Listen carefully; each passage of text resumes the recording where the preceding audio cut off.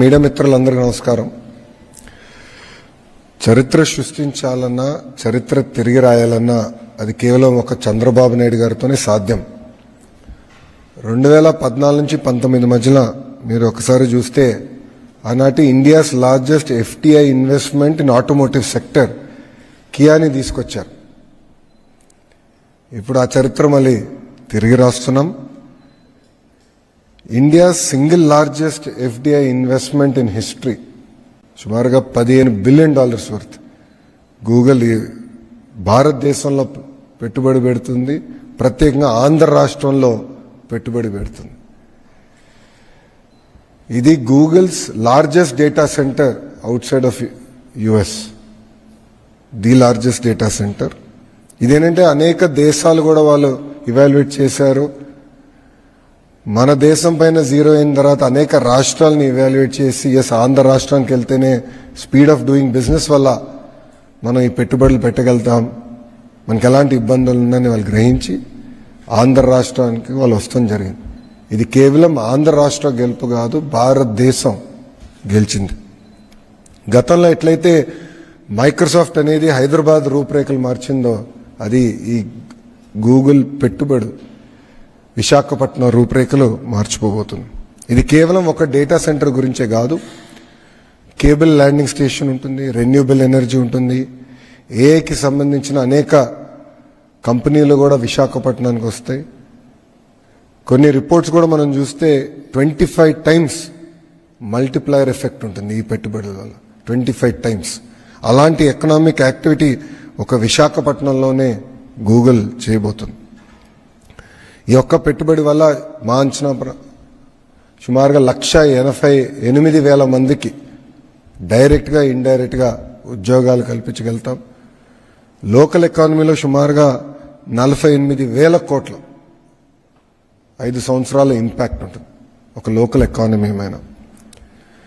ఇదంతా మీరు చూస్తే మొదటి మీటింగ్ నేను సెప్టెంబర్ 2024లో గూగుల్ ప్రతినిధులు విశాఖపట్నానికి వస్తే వాళ్ళని హోటల్లో నేను లంచ్ ఆర్గనైజ్ చేసి నేను నా కారులో ఆనాడు అక్కడ తీసుకెళ్లి ఎక్కడైతే ఆ డేటా సెంటర్ వస్తున్నా స్థలం వాళ్ళు కూడా చూపిస్తాం జరిగింది.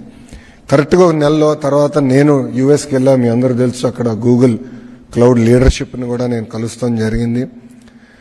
ఒక నెల తర్వాత అంటే నవంబర్లో గూగుల్ ప్రతినిధులు వచ్చి గౌరవ ముఖ్యమంత్రి గారిని ఇదే హాల్లో వాళ్ళు కూడా కలుస్తాం జరిగింది. అక్కడ మేము చర్చించినప్పుడు ప్రత్యేకంగా ఆంధ్ర రాష్ట్రంలోనే చట్టాలు సవరణ కాకుండా దేశంలో ఉన్న కొన్ని చట్టాలని సవరణ తీసుకురావాలి, కొన్ని అంశాలపైన క్లారిటీ కావాలని వాళ్ళు ఆనాడు కోరటం కూడా జరిగింది. అది నేను స్వయంగా అశ్విని వైష్ణవ్ గారిని కలిసినప్పుడు కూడా ఆయన దృష్టికి తీసుకెళ్లాను, ఆయన వర్క్ చేశారు. గౌరవ ముఖ్యమంత్రి గారు ఫైనాన్స్ మంత్రి నిర్మలా సీతారామన్ గారు కూడా అనేక మార్లు కలిసారు ఈ అంశం పైన. గౌరవ ప్రధానమంత్రి గారిని ఒక గూగుల్ పెట్టుబడి పైనే 2 సార్లు కలిసి డీటెయిల్స్ అన్ని గౌరవ ప్రధానమంత్రి గారితో చర్చించారు. కనుకనే చర్చించిన తర్వాత అక్కడ అవసరమైన చట్టాల సవరణ కూడా చేశాం. దానివల్లనే ఒక ఇంత పెద్ద ఇన్వెస్ట్మెంట్ భారతదేశానికి, భారతదేశంలో ఆంధ్ర రాష్ట్రానికి వచ్చింది. ఇంతేకాకుండా ఇంకా అనేక మంది అధికారులు పనిచేశారు. మా IT సెక్రటరీ భాస్కర్ గారు కానివ్వండి, గౌరవ ముఖ్యమంత్రి గారి ఆఫీస్లో కార్తిక మిశ్రా కానివ్వండి, వీళ్ళందరూ కలిసికట్టుగా పనిచేసి ఎందుకంటే ఇది బయటకు వస్తే ఇతర రాష్ట్రాలతో కూడా మనం పోటీ పడతాం, వాళ్ళు ఎక్కడ పట్టుకెళ్తారని చాలా అండర్ ద ర్యాప్స్ పెట్టి ఒక కాంక్రిటైజ్ అయ్యే వరకు ఎక్కడ మనం మాట్లాడతాం కూడా జరగలేదు. చాలా జాగ్రత్తగా చేసుకుంటూ వచ్చి నర్చర్ చేసి ఈ ఇన్వెస్ట్మెంట్ని విశాఖపట్నానికి తీసుకొస్తాం జరిగింది. ఆంధ్ర రాష్ట్రం సాధించింది, భారతదేశం సాధించింది. ఇది ఒక మాటలో చెప్పాలని అందరం గర్వపడాల్సిన అవసరం ఉంది. ఈరోజు మీరు ప్రపంచంలో ఎక్కడ చూసినా, పేపర్లు ఎక్కడ చూసినా కూడా భారతదేశం గురించి మాట్లాడుతున్నారు. ఈరోజు లార్జెస్ట్ ఇన్వెస్ట్మెంట్ ఇట్లా వచ్చింది, ఎలా వచ్చిందని నాకు చర్చ జరుగుతుంది. మా లక్ష్యం ఒకటే, ఒకే రాష్ట్రం, ఒకే రాజధాని, అభివృద్ధి వికేంద్రీకరణ. అనంతపూర్ని మొబిలిటీ వ్యాలీగా చేసి చూపించాం కియా మోటార్స్ వల్ల. నార్త్ అనంతపూర్, కర్నూల్లో ఇప్పటికీ పెద్ద ఎత్తున రెన్యూబుల్ ఎనర్జీ పెట్టుబడులు వస్తున్నాయి, పంప్ స్టోరేజ్ ప్రాజెక్టులు వస్తున్నాయి. ఇంకో పక్కన సిమెంట్ ఫ్యాక్టరీలు కూడా మనం చూస్తే కొన్ని క్లియర్ చేసాం, కొత్త ఫ్యాక్టరీలు 2 వస్తున్నాయి, ఇంకా ఒక 5-6 సిమెంట్ ఫ్యాక్టరీలు తీసుకొస్తాం. చిత్తూరు కడపకు వచ్చేగల పెద్ద ఎత్తున ఎలక్ట్రానిక్స్ మ్యానుఫ్యాక్చరింగ్ ఎకో సిస్టమ్గా తీర్చిదిద్దుతున్నాం. అనేక పెట్టుబడులు కూడా ఇప్పటికీ వచ్చినాయి. నెల్లూరు జిల్లా మీరు చూస్తే శ్రీ సిటీ గ్రేటర్ ఎకో సిస్టంలో కూడా అనేక పెట్టుబడులు ఈ ప్రభుత్వ అధికారులకు వచ్చిన తీసుకొచ్చాం. ఎల్జీ ఎలక్ట్రానిక్స్ కూడా పెద్ద ఎత్తున పెట్టుబడులు అక్కడ నెల్లూరు జిల్లాలో కూడా పెడతాం జరిగింది. ఇప్పటికీ 50% భారతదేశం ఎయిర్ కండిషనర్స్ మనం తయారు చేస్తున్నాం. డైకన్, బ్లూ స్టార్ ఎక్స్పాన్షన్కి వెళ్తున్నారు, ఎల్జీ పెట్టుబడులు పెడుతున్నారు. దీనివల్ల అది దాదాపు 80% వెళ్ళే దానికి ఆస్కారం ఉంది. ఇంకో పక్కన మీరు చూస్తే Skyroot, India SpaceX అంటే శాటిలైట్ లాంచ్ చేసే ప్రైవేట్ సంస్థకి 300 ఎకరాలు, ఎకరం 5 లక్షలకి వాళ్ళకి ఇచ్చాం. ఎకరం 5 లక్షలకి ఇచ్చాం. ఎందుకంటే మన దగ్గర ఒక స్పేస్ సిటీ కట్టాలని అది చేశాము. ప్రకాశం జిల్లాలో మీకు తెలుసు రిలయన్స్ ఇండస్ట్రీస్ పెద్ద ఎత్తున కంప్రెస్ బయోగ్యాస్ పెట్టుబడులు తీసుకొస్తున్నాయి. ఇప్పటికీ లీజ్లో వాళ్ళకి భూములు కూడా ఇచ్చాం. ఆ వర్క్ స్టార్ట్ అవుతుంది. కృష్ణా, గుంటూరు వచ్చగల అమరావతి కాకుండా క్వాంటమ్ వ్యాలీ ఇక్కడికి వస్తుంది. జనవరి నుంచి క్వాంటమ్ కంప్యూటర్ అమరావతికి వచ్చి క్వాంటమ్ సంబంధించిన ఎకో సిస్టమ్ మొత్తం ఇక్కడ తీసుకొస్తున్నాం. ఉభయ గోదావరి జిల్లా ఆక్వా ఆల్రెడీ ఉంది, దాన్ని కూడా పెద్ద ఎత్తున ప్రోత్సహిస్తున్నాం. డిఫెన్స్ సంస్థలు కూడా అక్కడ తీసుకొస్తున్నాం. డైవర్సిఫైడ్ ఇండస్ట్రీస్ కూడా అక్కడికి వస్తాం జరుగుతుంది. ఇంకా ఉత్తరాంధ్రకు వచ్చేగల చాలా పెట్టుబడులు వచ్చినాయి. Arcelor Mittal India's largest steel plant, Google India's largest data centre eco system అక్కడ బిల్డ్ చేస్తున్నాం. టీసీఎస్, కాగ్నిసెంట్, ఎక్సెంచర్, అదేవిధంగా మన బిల్డింగ్స్ కట్టే రియల్ ఎస్టేట్ డెవలపర్స్ కూడా సాలాపూర్, సత్వ, రహేజాస్తో కూడా మాట్లాడుతున్నాం. వాళ్ళందరినీ తీసుకొస్తున్నాం. మెడికల్ డివైసెస్ మ్యానుఫ్యాక్చరింగ్, ఫార్మా సంస్థలు, ఇట్లా అన్ని ప్రాంతాలని సమగ్ర అభివృద్ధి చేసి ఆంధ్ర రాష్ట్రాన్ని $2.4 ట్రిలియన్ ఎకానమీ చేయాలనే లక్ష్యంతో ఆంధ్ర రాష్ట్ర ప్రభుత్వం పనిచేస్తుంది. మేము బలంగా నమ్మేది వర్టికల్ హారిజాంటల్ ఇంటిగ్రేషన్, అంటే క్లస్టర్ బేస్డ్ అప్రోచ్ చాలా చాలా అవసరం. ఎలక్ట్రానిక్స్ మ్యానుఫ్యాక్చరింగ్ అంటే ఒక ఎకో సిస్టమ్ రావాలి. 100 కిలోమీటర్ రేడియస్లో major end to end ecosystem create చేయాలి. సో అంటే మీ మొబైల్ ఫోన్ తీసుకుంటే దానికి ఉన్న casing, housing, camera module, lens, chip manufacturing, display అంతా 100 కిలోమీటర్ రేడియస్లో మ్యానుఫ్యాక్చర్ అవ్వాలి. That is called vertical integration. Horizontal వచ్చేగల స్కిల్ డెవలప్మెంట్, నా హెచ్ఆర్డీ మినిస్ట్రీ వస్తుంది. స్కిల్ డెవలప్మెంట్, ఎక్విప్మెంట్ టెస్టింగ్, మన బ్లూ స్టార్ లీడర్షిప్తో కలిసి అదే డిస్కస్ చేశాం. వాళ్ళకు హీట్ పంప్ ఆంధ్ర రాష్ట్రం తయారు చేస్తే జర్మనీకి పంపించాలి టెస్టింగ్కి, సర్టిఫికేషన్కి. ఆ సర్టిఫికేషన్ ఎందుకు ఆంధ్ర రాష్ట్రంలో ఉండకూడదు, ఇదే ఎకో సిస్టంలో మీరు పెట్టండి అని వాళ్ళు కూడా మేము పెట్టుబడులు పెడతాం ఆ ఎకో సిస్టమ్ కానీ వాళ్ళు కూడా చెప్తాం కానీ. సో వర్టికల్ హారిజాంటల్ ఇంటిగ్రేషన్ చేస్తున్నాం. సో అందుకే కంప్రెస్డ్ బయోగ్యాస్ అంతా ఒక జోన్లో, ఎలక్ట్రానిక్స్ మ్యానుఫ్యాక్చరింగ్ ఒక జోన్లో, సిమెంట్ మ్యానుఫ్యాక్చరింగ్ ఒక జోన్లో, ఆటోమోటివ్ ఒక జోన్, డ్రోన్ సిటీ కర్నూలు అట్లా ఒక జోన్లో. క్లస్టర్ బేస్డ్ అప్రోచ్ అనేది ఆంధ్ర రాష్ట్ర ప్రభుత్వం తీసుకుని 2047కి $2.4 ట్రిలియన్ ఎకానమీగా ఆంధ్ర రాష్ట్రాన్ని తీర్చిదిద్దడానికి కూటమి ప్రభుత్వం, మన ప్రజాప్రభుత్వం అడుగులేస్తాం జరుగుతుంది. ఇంకా విశాఖపట్నానికి వచ్చేగల మా లక్ష్యం ఒకటే, గ్రేటర్ విశాఖపట్నం ఎకనామిక్ కారిడార్ని $1 ట్రిలియన్ ఎకానమీ చేయాలి. 1 ట్రిలియన్, 2.4 ట్రిలియన్లో 1 ట్రిలియన్ అక్కడ ఎకనామిక్ యాక్టివిటీ చేయాలని. హైదరాబాద్కి 30 సంవత్సరాలు ఏదైతే పట్టిందో అది 10 సంవత్సరాలు విశాఖపట్నం చేసి చూపించాల లక్ష్యంతో ప్రజాప్రభుత్వం పనిచేస్తుంది. దానికోసం విశాఖపట్నం ఎకనామిక్ కారిడార్ అని నామకరణం చేసి దానికి ప్రత్యేకంగా అధికారులను కూడా నియమించి ఇంటిగ్రేటెడ్ ప్లానింగ్, అంటే ఎయిర్పోర్ట్స్ కానివ్వండి, రైల్వేస్ కానివ్వండి, రోడ్స్, ఎడ్యుకేషన్ కానివ్వండి, కంపెనీలు ఎక్కడ రావాలి, ఎట్లా మొత్తం జోన్ ప్లానింగ్ చేయాలి. ఎట్లయితే గతంలో చంద్రబాబు నాయుడు గారిని హైదరాబాద్ని ఎట్లయితే ప్లాన్ చేశారో ఆ అప్రోచ్ తీసుకుని best in class, world class planning చేయాలి. ఒక పక్కన విశాఖపట్నంలో, అమరావతి ఈ రీజన్ రెండోది, మూడోది రాయలసీమ ఎకనామిక్ కారిడార్. ఇట్లా 3 స్పెసిఫిక్ ఎకనామిక్ కారిడార్స్ చేయాలనేది గౌరవ ముఖ్యమంత్రి గారు నిన్న ఆయనతో తిరిగి వచ్చినప్పుడు కూడా ఆయన చాలా క్లారిటీ ఇచ్చారు. ఇంతేకాకుండా మీరు చూస్తే స్పీడ్ ఆఫ్ డూయింగ్ బిజినెస్లో ఈరోజు ఆంధ్ర రాష్ట్రం నంబర్ 1గా నిలబడుతుంది. మేము ఎంఓయూల పైన కూడా సంతకాలు పెట్టట్లే, మేము టైం వేస్ట్ చేస్తున్నాం, మేము ఇమీడియట్గా ఎగ్జిక్యూషన్కి వెళ్తున్నాం. ఆస్లర్ మిత్తల్తో ఇప్పటికి మాకు ఎంఓయూ లేదు, ఆంధ్ర రాష్ట్రానికి ఎంఓయూ లేదు, బట్ ఫౌండేషన్ నవంబర్లో చేస్తున్నాం.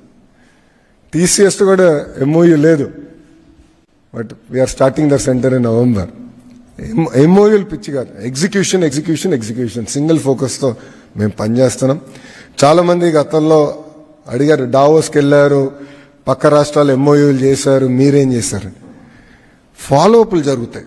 డావోస్లో గూగుల్ క్లౌడ్ CEO కురియన్ గారిని గౌరవ ముఖ్యమంత్రి గారు అక్కడ కలుస్తాం జరిగింది. ఫాలోఅప్ మీటింగ్ చేసి ఎంతవరకు వచ్చింది అన్ని డిస్కస్ చేశాం. మొన్న టాటా సన్స్ చైర్మన్ చంద్ర గారు నేను బాంబేలో కలిసినప్పుడు నేనే స్వయంగా స్టేటస్ అప్డేట్ ఇచ్చా. టాటా గ్రూప్ కంపెనీ ప్రాజెక్ట్స్ అన్ని ఆంధ్ర రాష్ట్రంలో ఏంటి, ఒక్కొక్క ప్రాజెక్ట్ ఏ స్టేటస్లో ఉంది, ఎక్కడ గ్యాప్ ఉంది, గ్యాప్ ఆంధ్ర రాష్ట్రం సైడ్ ఉందా, టాటా గ్రూప్ సైడ్ ఉందా, ఓపెన్గా డిస్కస్ చేశాం. ఇట్లా చాలా పాజిటివ్గా చాలా ప్రోయాక్టివ్గా మేము ముందరగలుగుతాం. ఇప్పటికీ నా బ్యాగ్లో మీరు చూస్తే టాప్ 10 ఇన్వెస్టర్స్ ఎవరైతే ఆంధ్ర రాష్ట్రంలో పెట్టుబడి పెట్టారో వాళ్ళన్ని డీటెయిల్స్ ఆ బ్యాగ్లో ఉంది.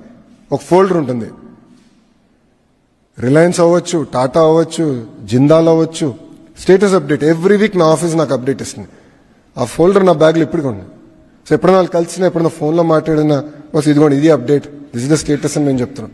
అంతేకాకుండా ప్రతి ప్రాజెక్ట్ వాట్సాప్ గ్రూప్ కూడా ఏర్పాటు చేశాం. నేనున్న ఆ గ్రూప్లో ఆ కంపెనీకి సంబంధించిన చైర్మన్ గారు ఉంటారు, సంబంధించిన శాఖ మంత్రులు ఉంటారు. ఒక ఉదాహరణ ఇస్తాం, రిలయన్స్ CBG ప్రాజెక్ట్ ఉంది. ఆ గ్రూప్ ఆఫ్ మినిస్టర్స్కి నేను చైర్మన్గా ఉన్నా కనుక నేను, ఎనర్జీ మంత్రి గొట్టిపాటి రవి గారు, రెవెన్యూ మంత్రి అనగాని సత్యప్రసాద్ గారు ఆ గ్రూప్లో ఉన్నారు, ఎనర్జీ సెక్రటరీగా విజయానంద్ గారు, రెవెన్యూ సెక్రటరీ ఉన్నారు. అట్లా రిలయన్స్లో ఉన్న ఎగ్జిక్యూషన్ టీం కానివ్వండి, పెట్రోలియం సంబంధించిన CEO గారు కూడా ఆ గ్రూప్లో ఉన్నారు. ఒక వారం వాళ్ళ దగ్గర నుంచి అప్డేట్ రాకపోతే నేను మన పెట్టా, ఏంటి ఇంకా అప్డేట్ రాలే ఏంటి, వాట్ ఈస్ ద స్టేటస్, మీరు ఎవ్రీడే పెట్టమంటున్నాను, మీరు ఎందుకు వారం తీసుకున్నారని నేను వాళ్ళని అడుగుతున్నా. ఎందుకంటే బాబు సూపర్ 6లో మేము ఇచ్చిన తొలి హామీ 20 లక్షల ఉద్యోగాలు మేము కల్పిస్తాం, బోత్ ప్రైవేట్ అండ్ గవర్నమెంట్ రంగంలో ఇచ్చిన ఫస్ట్ ప్రామిస్. దానికి మేము ఇప్పటికీ కట్టుబడి ఉన్నాం, అహర్నిశలు కష్టపడుతున్నాం, ఎక్కడ కానీ ఇబ్బంది లేకుండా చేయాలని లక్ష్యంతో మేము పనిచేస్తున్నాం. ఆ 20 లక్షల ఉద్యోగాలు కల్పిస్తాం. ఒక IT రంగంలోనే ఒక ఛాలెంజ్గా నేను తీసుకున్నాను, 5 లక్షల ఉద్యోగాలు కల్పించాలి. IT అలోన్ ఒక ఛాలెంజ్గా తీసుకున్నా. అండ్ రాబోయే రోజుల్లో మీరు చూస్తారు ఎవ్రీ వీక్ అనౌన్స్మెంట్స్ ఉంటాయి. ఎందుకంటే చాలా కష్టపడ్డాం, ఈ 17 నెలలు అహర్నిశలు కష్టపడ్డాం. మంత్రులందరం కలిసి పనిచేస్తున్నాం, ఏ ఒక్క కంపెనీ పోకూడదని. పక్క రాష్ట్రం ఒక్క కంపెనీ వెళ్ళినా మేము ఫాలోఅప్ చేస్తాం, ఎందుకు పోయింది, ఎక్కడ తప్పు చేశాం, తెలిసి ఎందుకు తప్పు చేస్తున్నాం, కరెక్షన్ ఎట్ట చేయాలి. ప్రజలందరూ కూడా ఒకసారి ఆలోచించాలి. 2019 నుంచి 24 వరకు ఎవరు ఆంధ్ర రాష్ట్రం గురించి మాట్లాడేవారు కాదు, ఒక్కరు పెట్టుబడి పెట్టేదానికి వచ్చేవారు కాదు, ఓన్లీ విధ్వంసమే. అలాంటిది 16-17 నెలల్లో మీరు చూస్తే ఇన్వెస్ట్మెంట్స్ సెంటర్ ఆఫ్ డిస్కషన్గా ఆంధ్ర రాష్ట్రం వచ్చింది. That is the strength. దీనికి ప్రధానమైన కారణం డబుల్ ఇంజిన్ సర్కారే కాదు, డబుల్ ఇంజిన్ బుల్లెట్ ట్రైన్. అనేక రాష్ట్రాల్లో డబుల్ ఇంజిన్ సర్కారులనే, కానీ ఆంధ్ర రాష్ట్రంలోనే డబుల్ ఇంజిన్ బుల్లెట్ ట్రైన్ ఉంది. అది గౌరవ ప్రధానమంత్రి నరేంద్ర మోడీ గారు ఢిల్లీలో, ఆంధ్ర రాష్ట్రంలో గౌరవ ముఖ్యమంత్రి చంద్రబాబు నాయుడు గారు ఇద్దరు కలిసికట్టుగా పనిచేసి ఆంధ్ర రాష్ట్రాన్ని ముందలు తీసుకెళ్దాం, అన్ని రంగాల్లో ముందలు తీసుకెళ్దాం. ఈరోజు ఆంధ్ర రాష్ట్రం ఏ స్థాయికి వచ్చిందంటే కేంద్ర ప్రభుత్వం కొత్త రిఫార్మ్స్ తీసుకెళ్లాలంటే డైరెక్ట్గా వాళ్ళు చెప్తున్నారు, ఇతర రాష్ట్రాలకు కొంచెం టైం పట్టచ్చేమో, ఆంధ్ర రాష్ట్రానికి మెసేజ్ పెట్టండి, ఒక ఫోన్ కొట్టండి, ఇమ్మీడియట్గా అయిపోతాయి. ఇట్లా మొన్న లేబర్ రిఫార్మ్ సంబంధించి మాకు ఫీడ్బ్యాక్ వచ్చింది. ఎలక్ట్రానిక్స్లో పెద్ద ఎత్తున మేము ముందరికి వెళ్ళాలి, నేను మంత్రి గారిని కోరినప్పుడు ఈ రిఫార్మ్స్ చేసేయండి, ఎవరైతే ఫస్ట్ చేస్తారో వాళ్ళకే ఛాన్స్ ఇస్తామని చెప్పారు. 15 రోజుల్లో చేసి చూపించాం, మేము 15 డేస్లో చేసి చూపించాం. ఇట్లా కష్టపడుతున్నాం. కానీ ఇదంతా సాధించాలంటే ప్రజల సహకారం కూడా చాలా చాలా అవసరం.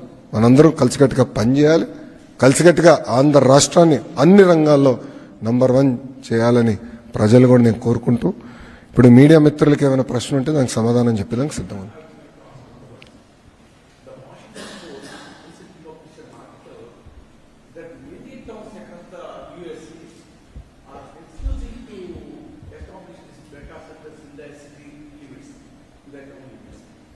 They claim it consumes a lot of power first. Second, it consumes a lot of water. we sort of water cool down country. So they have taken unanimous decision in their council meetings not to entertain data centers in their city, their town limits. Not one, a number of towns across the US. Washington published paper. Second thing, it also claims it does not require much personnel to run the show. So there will be no further employment. They give employment only for the construction. After the construction, once the show runs, they don't need any personnel. No, there will be no employment possibilities. These things I would like to get clarification. Clearly they are content. We are not content. Clearly those cities are very content in life. We are not content. We are hungry for investments. There's a very big difference. That is the unfortunate thing. Please allow me to finish. You have asked a question. You should give me a chance to answer the question. I am very clear. We are creating a separate corridor for them, for these data centers, where energy is going to be independent of it. There's no second thoughts about it. Power prices are not going to go up. We are the only state in India that is reducing power prices. 13 paise we have reduced. 2, water once charged, they recycle that water. 3, it is not just about the jobs that a data center creates. It's about the greater ecosystem that a data center creates. It is called edge computing for a reason.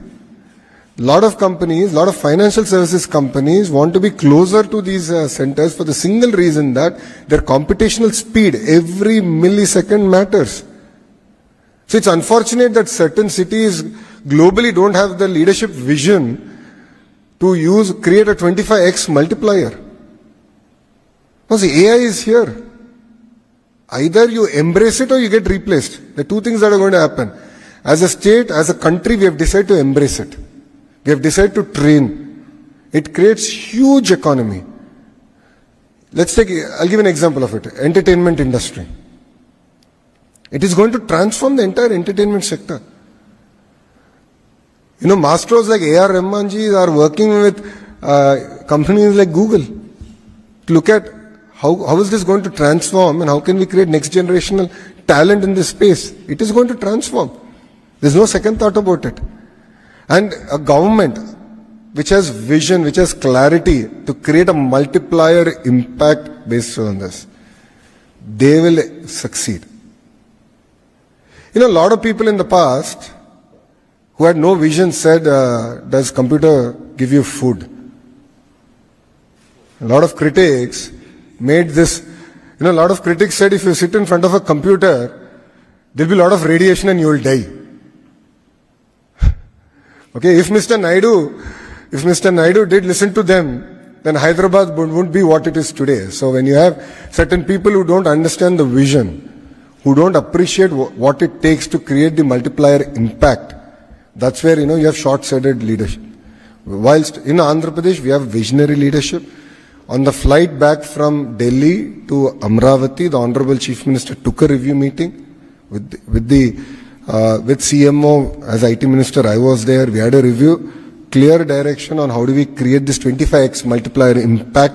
What are the sectors? Who are the leaders of the sectors? How do you create the entire ecosystem? That was the line and that was the direction given to us. And rest assured, we will deliver on it.